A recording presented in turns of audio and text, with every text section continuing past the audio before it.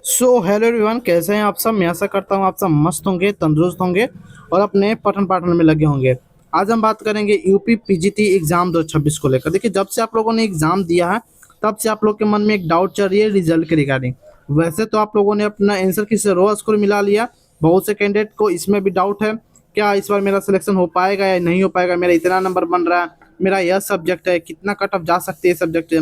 बहुत सारे कैंडिडेट का सवाल थे। सारा जानकारी आपको इस वीडियो में प्रोवाइड कराने वाले हैं, तो वीडियो को शुरू से अंत तक जरूर देखिएगा और स्टेप बाय स्टेप समझने की कोशिश कीजिएगा। अगर चैनल पहले विजिट किए तो चैनल को सब्सक्राइब कर सकते हो, बेल आइकन दबा सकते हो, क्योंकि यूपी पीजीटी से जुड़ी कोई भी जानकारी आती है तो सबसे पहले आपको इस चैनल पर देखने को मिलती है। सबसे पहले बात करते हैं परिणाम के लेटेस्ट अपडेट के बारे में। रिजल्ट के लेटेस्ट अपडेट इस वक्त न्यूज़पेपर में क्या चल रही है, तो आज तक की रिपोर्ट की अगर माने तो आज तक की रिपोर्ट के अनुसार अगर बात माना जाए तो उत्तर प्रदेश माध्यमिक शिक्षा सेवा चयन बोर्ड द्वारा आयोजित यूपी पीजीटी 2022-26 परीक्षाओं के नतीजों का इंतजार कर रहे लाखों अभ्यर्थियों के लिए बड़ी खबर है।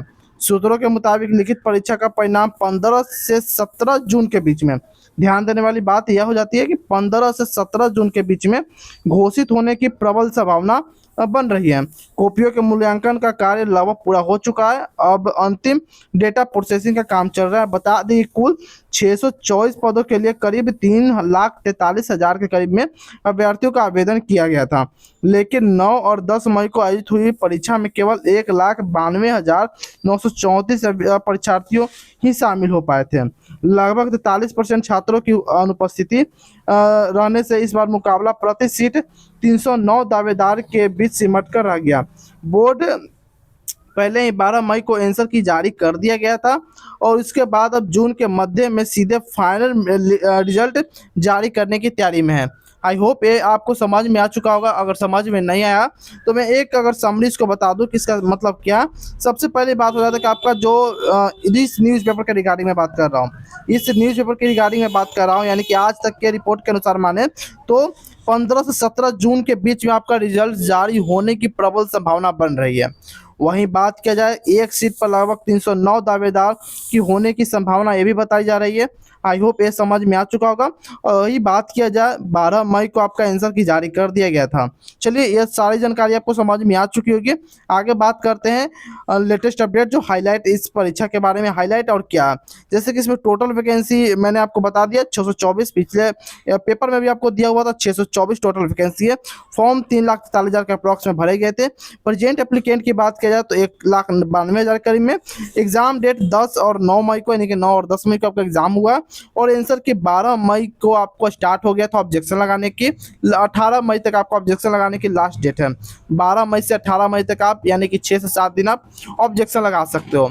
आई होप ये अभी आपको सारा डाटा समझ में आ चुका होगा। फिर भी कोई डाउट बचे तो आप कमेंट सेक्शन के माध्यम से पूछ सकते हो।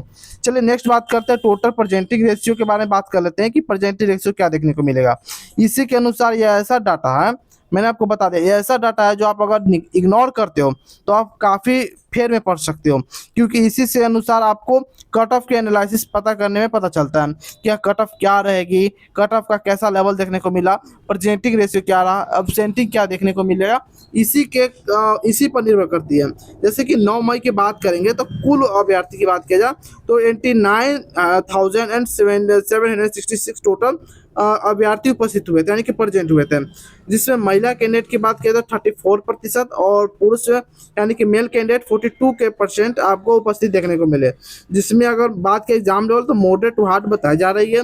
वहीं बात किया जाए 10 मई को लेकर तो 10 मई में कुल उपस्थिति 1,03,000 करीब में रही, यानी कि 9 मई से कुछ ज़्यादा 20,000 के 10,000 के प्लस ज़्यादा देखने को मिली है।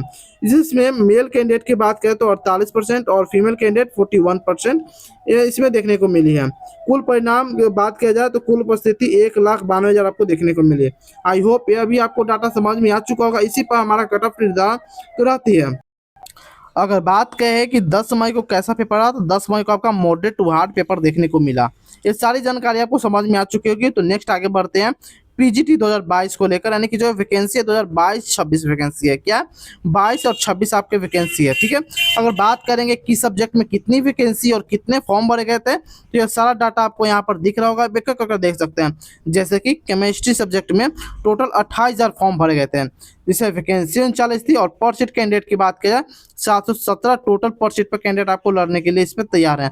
यानी कि अगर आपको केमिस्ट्री में पास करना होगा तो आपके लिए एक अगर सीट के लिए आपको 717 कैंडिडेट से फाइट करना होगा, तभी आपको एक सीट आपको मिलेगी। उसी प्रकार से फिजिक्स की बात करेंगे तो टोटल 18,000 इसमें फॉर्म भरे गए थे, जिसके वैकेंसी की बात करेंगे तो टोटल 40 वैकेंसी है।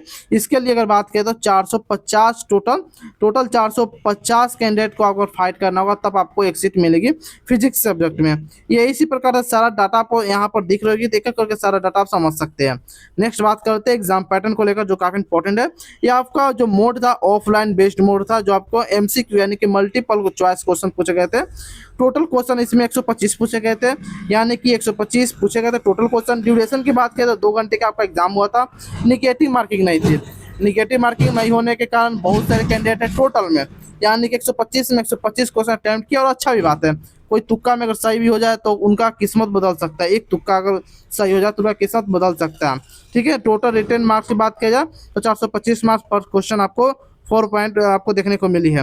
वहीं बात किया जाए अंकों का विभाजन को लेकर तो इसमें देखिए लिखित परीक्षा में आपको टोटल 425 अंक का आपका परीक्षा हुआ था। कितना में? तो 500 अंक में टोटल 425 अंक का आपको लिखित परीक्षा हुआ था। यानी कि अगर वेटेज की बात किया जाए तो 85% वेटेज के साथ आपकी परीक्षा हुई है। वहीं इंटरव्यू की बात किया जाए, नेक्स्ट आपकी इंटरव्यू होती है। रिटन एग्जाम देने के बाद आपका इंटरव्यू पूछ जाती है। इंटरव्यू में लगभग आपको 50 अंक का आपका इंटरव्यू होती है, जिसका वेटेज की बात किया जाए तो 10% का आपका वेटेज रहने वाला है।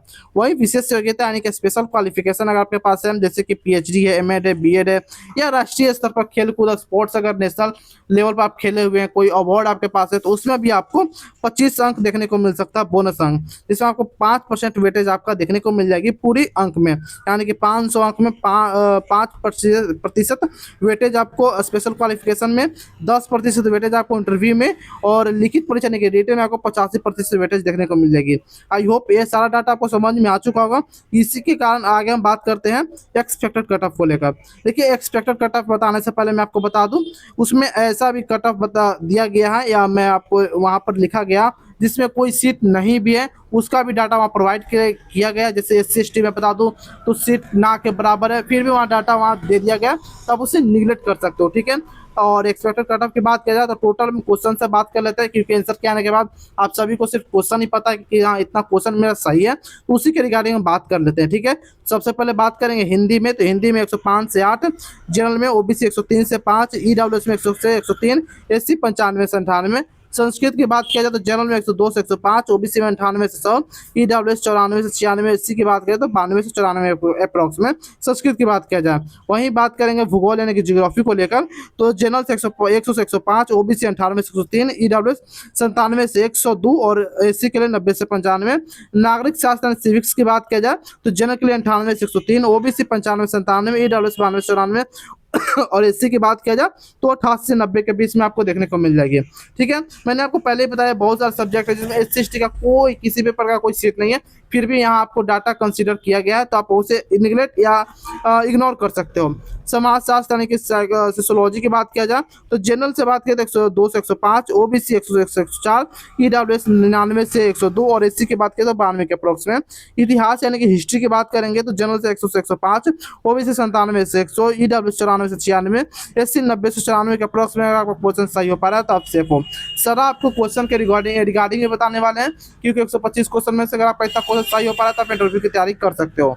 नेक्स्ट बात कर लेते हैं, अगर आप किसी भी गवर्नमेंट एग्जाम की तैयारी करते हो, चाहे वह रेलवे हो, SSC हो या किसी भी अदर एग्जाम की स्टेट लेवल एग्जाम की तैयारी करते हो, तो यह बुक आपके लिए काफ़ी इंपॉर्टेंट हो जाती है। तो इसका लिंक आपको डिस्क्रिप्शन बॉक्स में दिया गया, सारा का लिंक आपको हिंदी और दोनों में देखने को मिल जाएगी, तो वहाँ से आप क्लिक करके देख सकते हो। साथ में UP PGT और UP TGT से जुड़ी भी किताबें काफ़ी अच्छी देखने को मिल जाएगी, तो वो भी आप कंसीडर कर सकते हो। इस पर अभी अच्छा खासा ऑफर देखने को मिल रही है, तो वो भी आप खरीद सकते हो। ठीक है, नेक्स्ट बात कर लेते हैं, ये सभी बुक आपको देखने को मिल जाएगी फ्लिपकार्ट या अमेजन पर, दोनों जगह अवेलेबल है, जहाँ से परचेस हो लिंक के थ्रू आप क्लिक करके खरीद सकते हो। नेक्स्ट बात कर लेते हैं अर्थशास्त्र और इकोनॉमिक की बात करते हैं, तो जनरल से 95 से 100, OBC 92 से 94, EWS 90 से 92 और SC 85 से 89 के करीब में। बायोलॉजी की बात किया जाए तो जनरल से 95 से 100, OBC 92 से 94, EWS 90 से 93 और SC 85 से 90 के अप्रोक्स में। अगर आपका क्वेश्चन सही हो पा रहा है तो आप सेफ हो इंटरव्यू के लिए।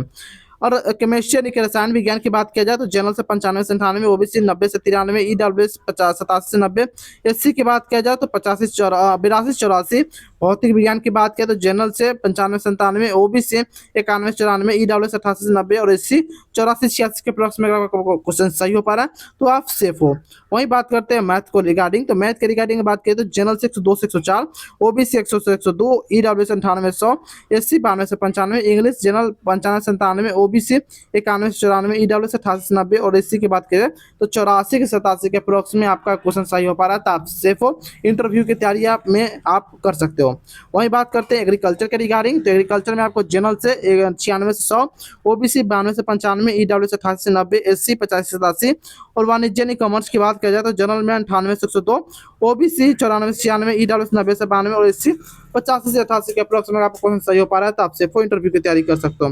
मैंने आपको सारा कुछ बता दिया कि आपको कितना नंबर पर इंटरव्यू की तैयारी करनी चाहिए नहीं करनी चाहिए। अब बात करते हैं फीमेल कैंडिडेट को लेकर, मैंने जितना भी आपको बताया डाटा सारा मेल कैंडिडेट को बताया। अब बात करते हैं फीमेल कैंडिडेट के रिगार्डिंग, अगर फीमेल कैंडिडेट अगर आप हैं तो आप सभी कैटेगरी में से और सभी सब्जेक्ट में से -3 से 4 कम कर लीजिएगा, वही आपके एक्सपेक्टेड कट ऑफ देखने को मिलेगा। इससे ज़्यादा कम देखने को नहीं मिल सकते क्योंकि मेल फीमेल का आप जितना भी कट ऑफ आ रही है आप किसी भी एग्जाम को देख सकते हो, ज़्यादा का अंतर नहीं देखने को मिलती है, मात्र 2 से 3 4 नंबर तक देखने को मिल जाती है। पहले 5वां नंबर 10 नंबर तक कम रहती है, लेकिन अब ऐसा नहीं है, अब कंपटीशन काफ़ी टफ हो चुकी है।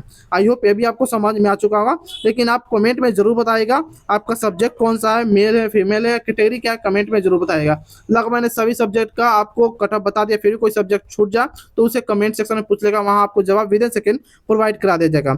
और बाकी बात किया जाए रिजल्ट के रिगार्डिंग, तो रिजल्ट के रिगार्डिंग कुछ भी लेटेस्ट अपडेट आती है तो सबसे पहले आपको इस चैनल पर देखने को मिल जाएगी, तो आप चैनल को सब्सक्राइब कर सकते हो, बेल आइकन दबा सकते हो। यूपी पीजीटी से जुड़ी कोई भी लेटेस्ट अपडेट आती है तो सबसे पहले आपको इस चैनल पर देखने को मिल जाएगी। तो फिर मिलते हैं कोई और अदर फॉर्मेटिव वीडियो में, तब तक के लिए जय हिंद जय भारत दोस्तों।